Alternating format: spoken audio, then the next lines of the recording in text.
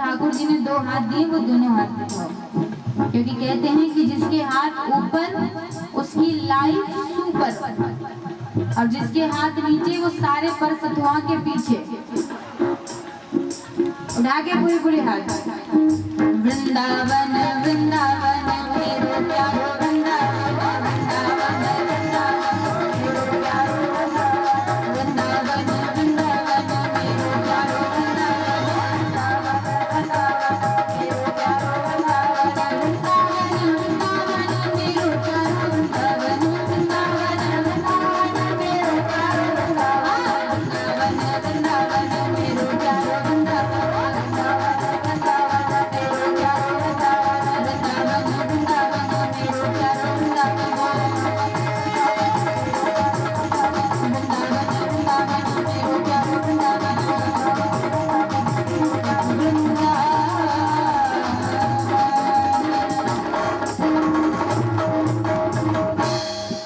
बोली वृंदावन बिहारी लाल की। थोड़ा सा और धीरे बोलो, पड़ोसी ना सुन ले पाप लगेगा, जोर से बोलोगे तो। बोली बांके बिहारी लाल की। अब प्रेम से क्या कहना होगा? और जोर से, और जोर से। अच्छा एक बात बताओ, भजन समझ में आया कि नहीं आया? आया? सबको आया? क्या? वृंदावन में गैया बहुत है, वृंदा आप ही गई वृंदावन आधार सेंटर प्राइज वाह, आप तो बड़े अच्छे गाते हो। एक बार खुद के लिए ताली बजा दो। देखो, खुद के लिए ताली बजाने की तो कितनी जोर से बजन में कहते तो नहीं बजाते। वाह वाह, चलो गाओ। वृंदावन में गैया बहुत है, वृंदावन।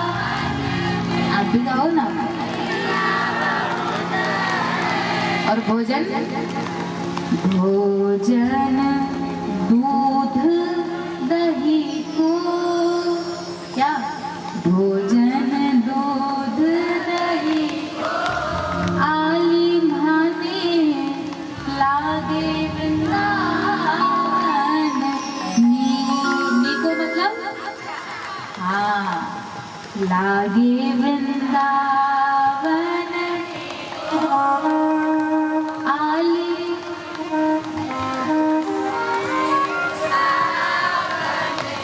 क्या बात है, क्या बात। एक बार और, लागे वृंदावन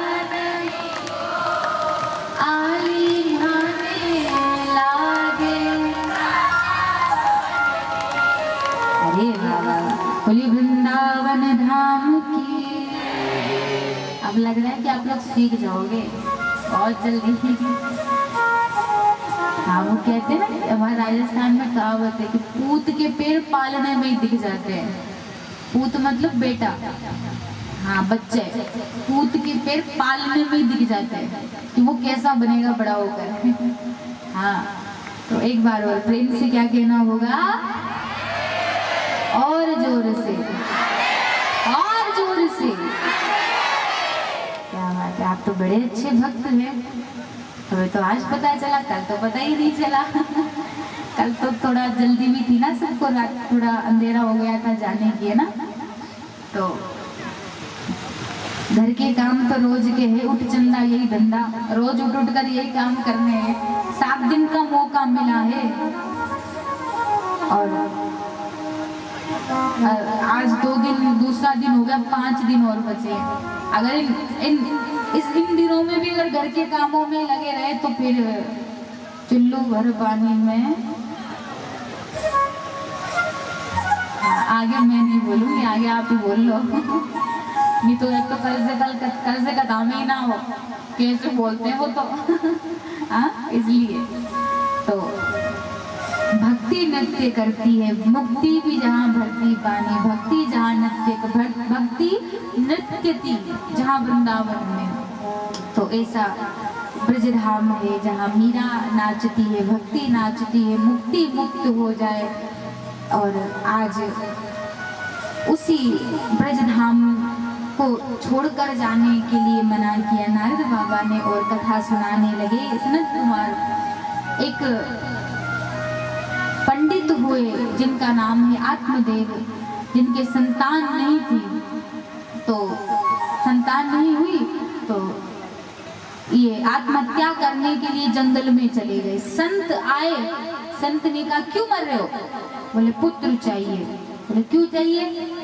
कह रहे हैं कि मुझे बेटा मेरा नाम रोशन करेगा, सेवा करेगा, इसलिए पुत्र चाहिए। तो संत ने कहा अगर ज्यादा बेटे की आशा है ना, तो दुनिया के बेटे सेवा नहीं करते, आजकल कलयुग के बेटे सेवा करवाते हैं। तो अगर बेटा ही चाहिए ना तो ठाकुर जी को अपना पुत्र बना ले, वो तेरी ऐसी सेवा करेंगे ना जैसे दुनिया का कोई बेटा नहीं कर सकता। हमारा ठाकुर जी को अपना बेटा बना ले। पर विनाश काले विपरीत बुद्धि, मूर्ख को कितना भी समझा लो उसको समझ में, जब विनाश काल आता है ना तो आप उसको कितना भी समझा लो ऐसा मत कर, ऐसा मत कर, वहां मत जा, वहां गड्ढा है, तो भी वो वहां जाएगा। तो मना किया लेकिन नहीं माना, पुत्र देते हो तो बात करो वरना मर जाऊंगा। तो संत ने कहा दादा मरे मत, रुक जा। एक फल दिया और कहा कि ये फल ले, अपनी पत्नी को खिला देना, पुत्र हो जाएगा। लेकर आया आत्मदेव, पत्नी को दे दिया। पत्नी का नाम क्या था? धुंधुली। पत्नी को दिया, पत्नी ने उस फल को लिया। पत्नी ने सोचा इसे खाऊंगी तो पेट निकल जाएगा, खाने पीने में सोचना पड़ेगा, मान लो गांव में आग लग गई तो मैं भाग भी नहीं पाऊंगी, ये सारी चीजें सोच ली, अपनी बहन को बुलाया। बहन गर्भवती थी। बहन ने कहा मेरे घर में तो बहुत बच्चे हैं, पूरी क्रिकेट टीम है, तो एक आध बच्चा तू ले लेना। अब जब मैं गर्भवती हूँ वो बेटा तू ले लेना, तेरे घर में पुत्र नहीं है और मेरे घर में धन नहीं है, तो एक काम करना, मैं तुझे अपना पुत्र दे दूंगी और तू मुझे अपने पति से धन दिलवा देना। तो बोले ठीक है। फल का क्या करे? बोले देखे तो सही इससे क्या होता है। तो गाय थी, उस गाय को फल खिला दिया। 9 महीने तक धुंधुली नाटक करती रही और 9वें महीने में बहन ने चुपके से अपना पुत्र उसे दे दिया और गौ माता के पुत्र हुआ। और कैसा पुत्र हुआ? शरीर तो मानव मनुष्य के जैसा है और कान है गाय के जैसे, और इनका नाम हुआ गौकर्ण जी। बोलिए गौकर्ण जी महाराज की। धुंधुली को अपना बेटा दिया, नामकरण होने लगा। गौकर्ण पंडितो ज्ञानी धुंधुकारी महाखल। नामकरण संस्कार होने लगा ना, तो आत्मदेव ने कहा कि इसका अच्छा नाम रखो भगवान के नाम पर। तो इसने कहा, धुंधुली ने कहा मेरा नाम धुंधुली है तो मेरे बेटे का नाम धुंधुकारी होगा। तो यथा नाम तथा काम, जैसा नाम वैसा काम। धुंधुकारी नाम रखा और ऐसा नाम रखा ना तो माँ बाप का धुआं निकाल दिया इसने महाराज। नाम धुंधुकार निकाल दिया, धुआं गया, बड़ा हुआ, पापी बना, वेश्याओं को घर में लगा रख लिया। माँ ने जाकर आत्महत्या कर ली, पिता जंगल में चले गए। ऐसा पापी निकला महाराज। नाम, बहुत सारे लोग कहते हैं कि नाम में क्या रखा है। अरे भैया जो रखा है वो सब नाम में ही रखा है। हाँ, वो कहते हैं ना कि या तो नाम ऐसा करो या तो काम ऐसा करो जो आपका नाम हो जाए।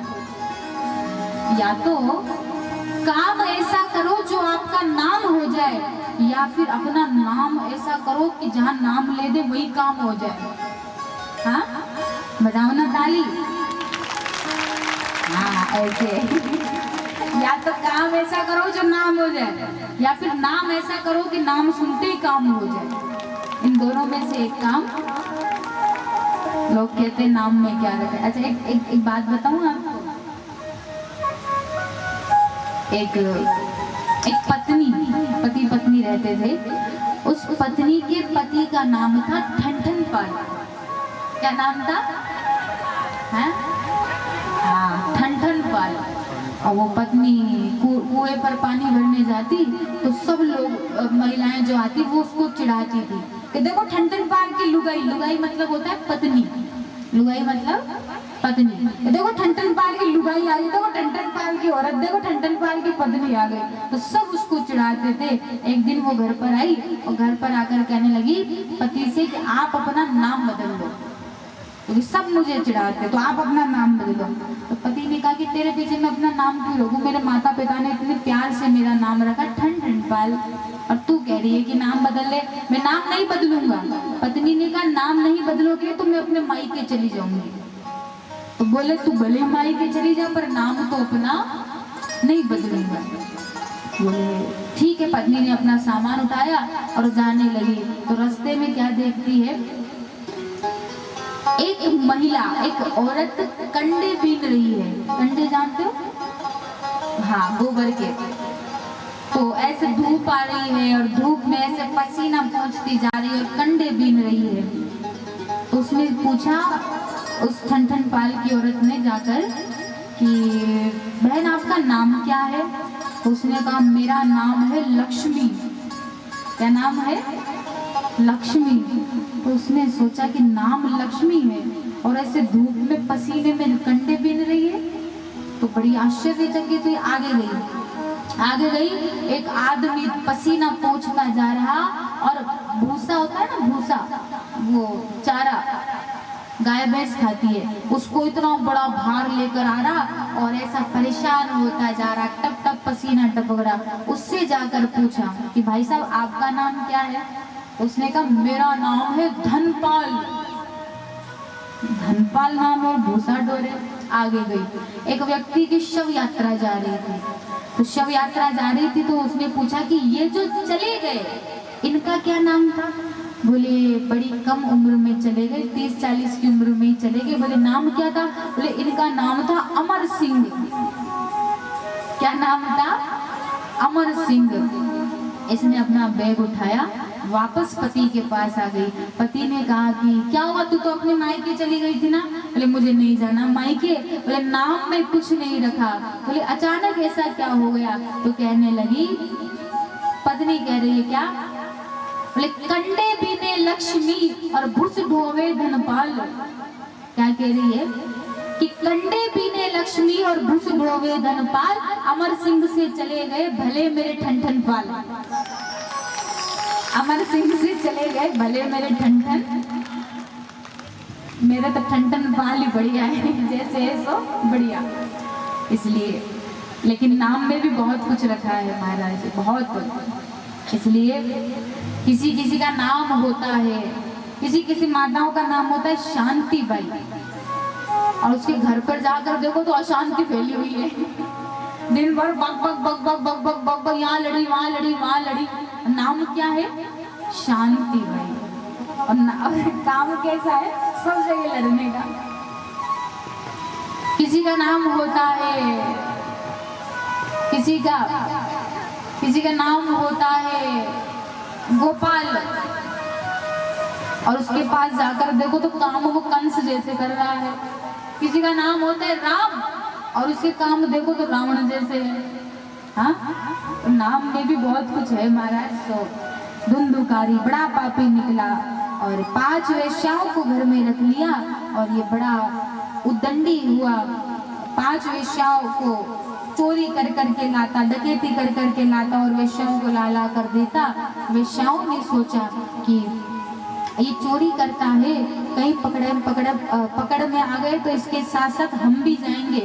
तो इन वेश्याओं ने धुंधुकारी जब सो रहा था तो गरम गरम अंगारे लिए और इसके मुख में डाल दिए। मरा नहीं तो भी तो गले में फांसी लटकाकर इसको मार दिया।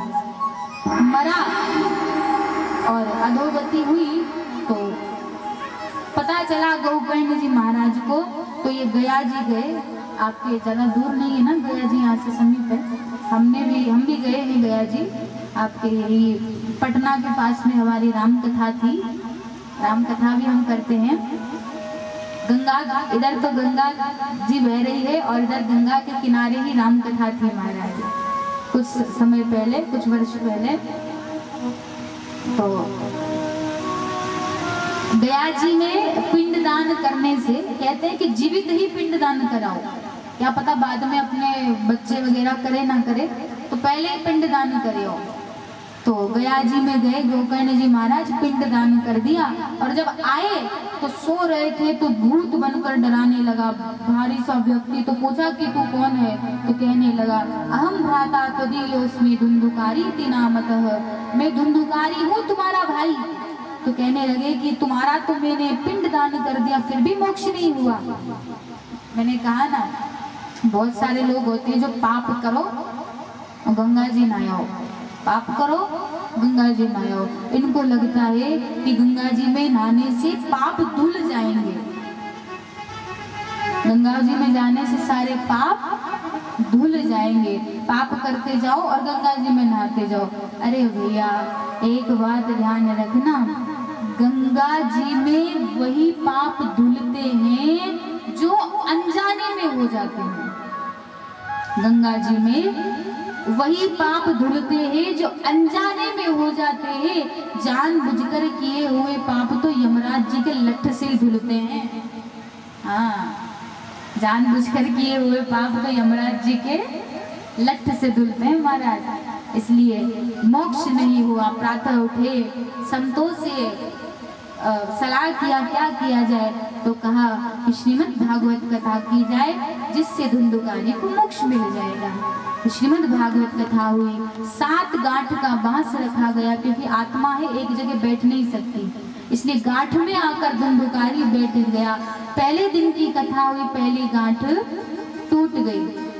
दूसरे दिन की कथा हुई, दूसरी गांठ टूट गई। तीसरे दिन की कथा हुई, तीसरी गांठ टूट गई।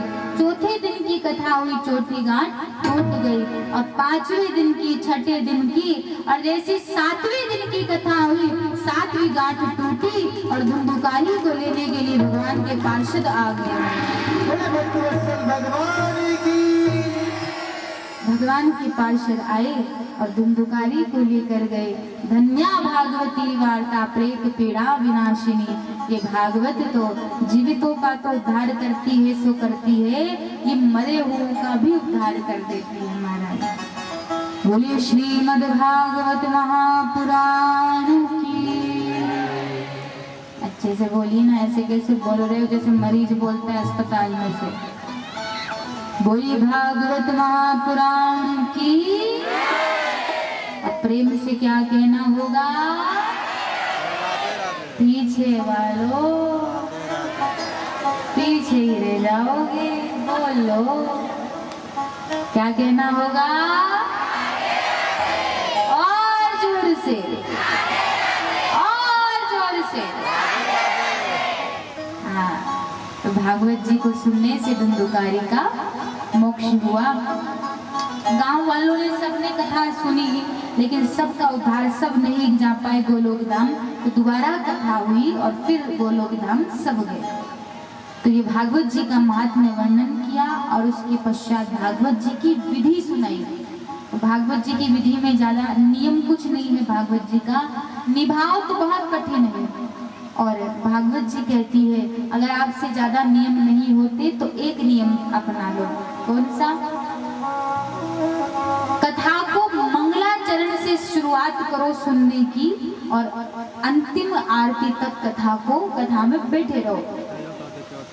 उसके बाद जब आरती हो जाए प्रसाद ले लो, उसके बाद जाओ। और सबसे बड़ा नियम तो यही कहता है महाराज कि कथा में जब भी आओ तो कथा को ध्यान से सुनो। अब इतना सा तो नियम निभा ही सकते हो ना, ये भी नहीं कर सकते।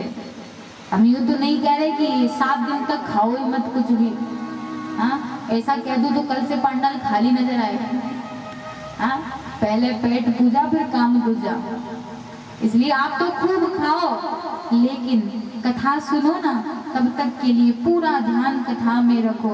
बहुत से लोग होते हैं जो भागवत जी कराने के लिए मुहूर्त निकलवाते हैं, लेकिन मैं आपको बता दूं भागवत जी के लिए कोई शुभ मुहूर्त, कोई शुभ घड़ी नहीं है। जिस मुहूर्त में जिस समय में, जिस घड़ी में भागवत जी आकर विराजमान हो जाए वही मुहूर्त शुभ हो जाता है, वही समय शुभ हो जाता है।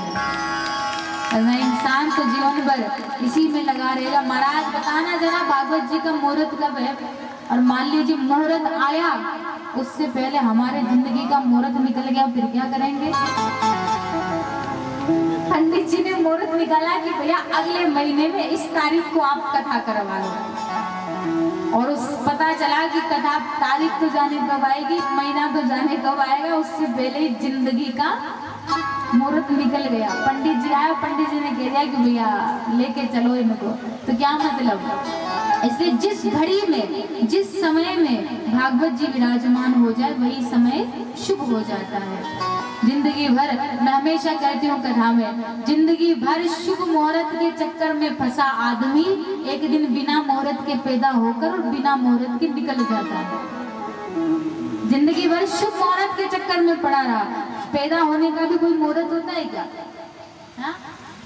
डॉक्टर कहते हो कि भैया इस मुहूर्त में ही पैदा होगा ये, या मरने का कोई मुहूर्त होता है कि भैया हमको तो कहा है कि इस मुहूर्त में मरेंगे हम, होता है क्या?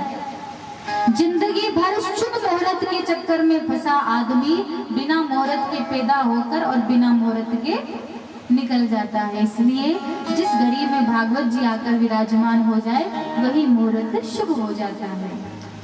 तो यहाँ से आगे श्रीमद् भागवत कथा प्रारंभ होती है। अभी तक हम भागवत जी का महात्म्य सुन रहे थे, अब यहाँ से कथा प्रारंभ होती है। बड़ा सुंदर श्लोक वर्णन करते हैं। जन्माद्यस्य यतोऽन्वयादितरत्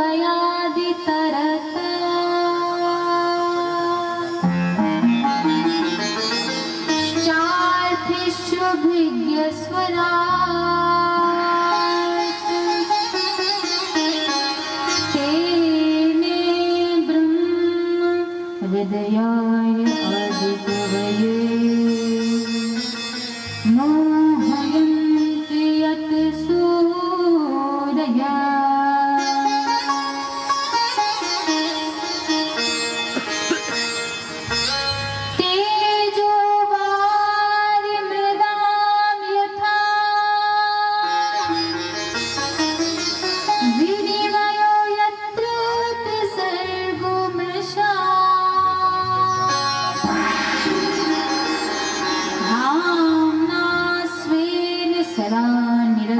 गुहकम् सत्यं परं धीमहि। मैंने आपसे कल भी कहा था कि भागवत जी में सत्य की वंदना की है, सत्यम परम